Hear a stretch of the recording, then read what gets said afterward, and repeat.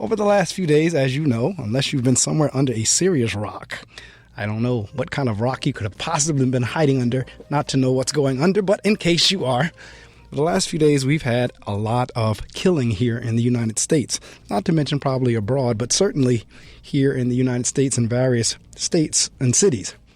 There was the first incident, which I got confused with the other two.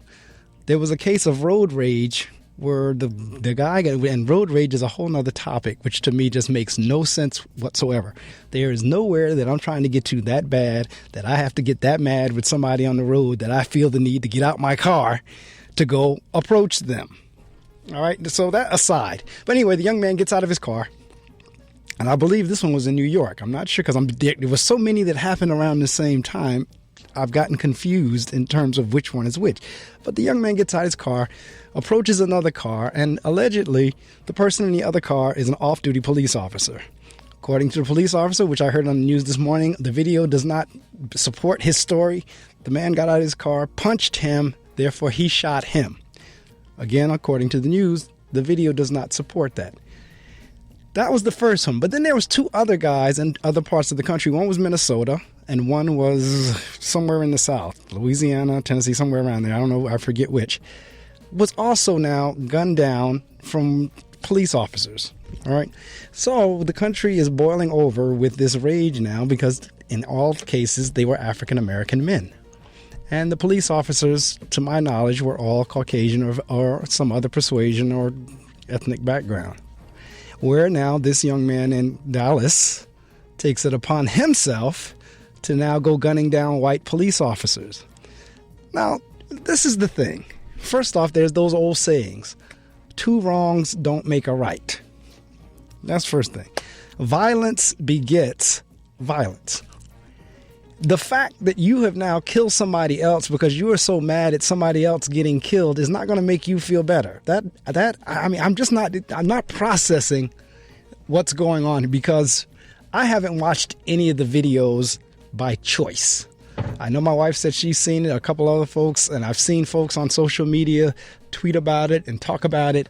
But I have, at least up until this point, I have refused to watch it. I've been in other rooms where I've heard the young lady that was in the car of one of the guys that was killed saying, I know you just didn't kill my boyfriend. Oh, God, please don't let him be dead. And I could hear it, but I haven't seen it yet. Then I had my cousin Barbara that whenever I had posted that on Facebook, so I hadn't seen it, she said, don't watch it. If you haven't watched it already, don't watch it because it really is terrible. Where I'm going with all this is all of this killing. And then you have each group talking about their lives matter. Police lives matter. Black lives matter. Gay lives matter. This lives. But when do we get to the point wherein we realize that every single individual life matters, regardless of what group you are in?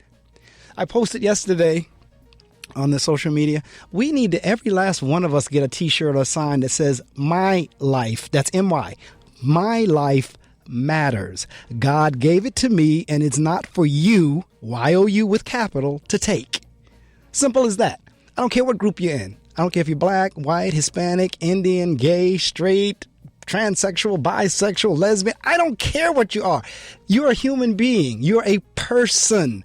And if no one has the right to take your God-given life. I can't imagine what these families are going through. Those police officers and that had absolutely nothing to do with the other two events. They had nothing to do with it. And yet this young man, 25 years old, took out lives that had nothing to, and he wound up losing his own, which I'm quite sure he knew that was going to happen, because it's no different than the idiot down in Orlando that went into the club shooting up all those people, the folks over there in Paris, the folks over there in all these other countries.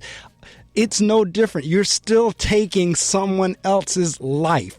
And the majority, if not all of these lives that are being taken had absolutely nothing to do with any of the other events. So you're just walking along, or you're at a club, or you're in a march, or you're doing whatever it is that you're doing, and your life is snuffed out because somebody else now is trying to avenge something that happened somewhere else. There's something deeply wrong with that. And maybe I'll take what I just said and use that as the transcript for the blog post. I don't know, because I'm still trying to wrap my mind around what words do I want to say in the critical thinker to get what I'm feeling inside in terms of how crazy this is. And this is all stemming from, you can say what you want to say, but is evil in the hearts of men. That's what it is. It is stemming from evil in the heart. And when I say men, I'm talking in general. I'm not talking about just the gender male. I'm talking mankind. So when I say men in this sense, I'm talking mankind, whether it's male or female. Evil in the hearts of men, because that's all this is, regardless if it's ISIS, ISIL, however you want to say it. Doesn't matter whether you say ISIL or whether you say ISIS. Doesn't matter. It's evil in the hearts of men. If it's a lone gunman, if it's a lone gunwoman, if it's a lone whatever, evil in the hearts of men. That's what this is.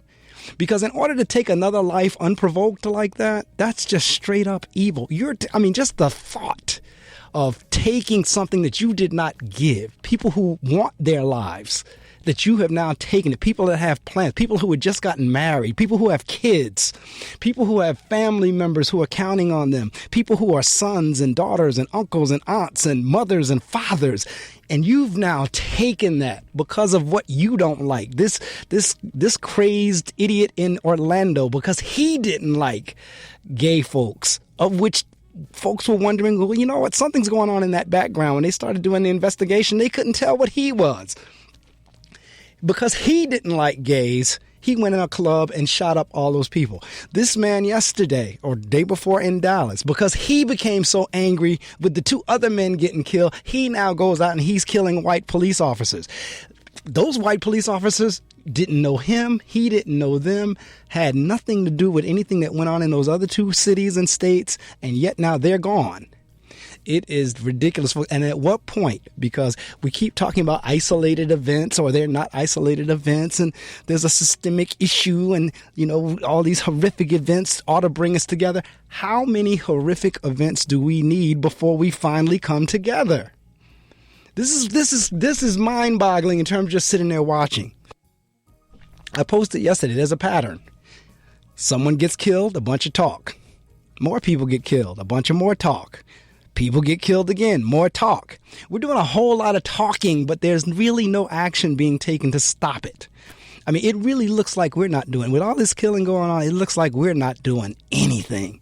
Those of us who are in the various religious communities, regardless of what your faith is or what you believe, it don't look like we're having an impact at all. Whether we're Christian, whether we're Jew, whether we're Buddhist, it does not look like we're having an impact at all with all this evil that's going on, even though I know we are, because the flip side of that is, my God, if it wasn't for the folks that have the faith and the religious groups and the various groups, think what it would be then.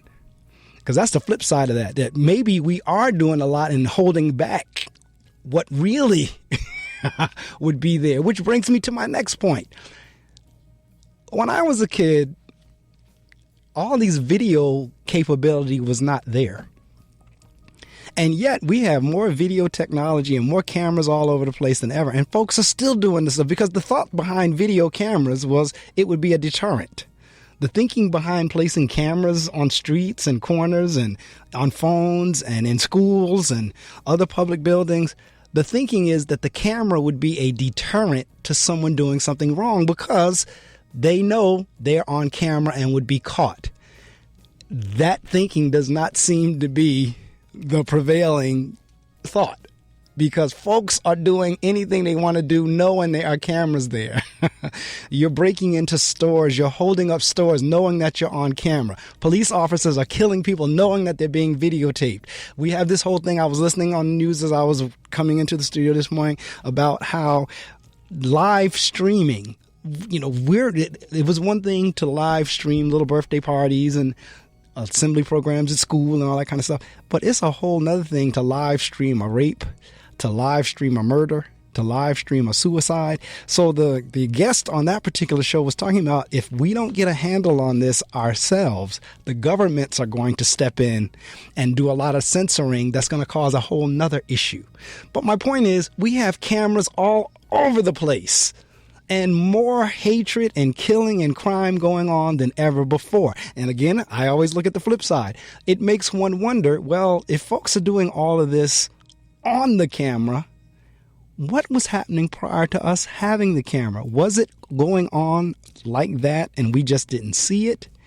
Or has it increased as a result of the camera? Because the cameras are there. Folks know the cameras are there, and yet they're still doing their thing. I don't understand that, because if I know that I'm being videotaped and I'm going to be caught doing something wrong, I don't think I'm going to do it, because that was, again, the thinking behind putting cameras up. Okay, let this be a deterrent. Folks know that we're watching. Folks know that we're capturing it on film, so that if something goes down and, they get caught, we have evidence of it. Now, that's a whole nother conversation in terms of, in many cases, even with the video, the person in the video gets off. That's a whole nother issue in and of itself. That even though you're on the video, jurors are looking at the video, they still get off. That's amazing. And even that started back with the Rodney King thing, way back in the whole Rodney King, whenever his beatdown was on video and everything, that was the whole Simi Valley, the whole LA riots and all that kind of stuff, was because, again, that was on video. Folks watched Rodney King get beat down and watched the officers get off. It's not much different in 2016. But it's crazy. But in any event, I did want to get that out. I said I was going to talk about it in this hour. And now, believe it, with all of that said, there is still hope.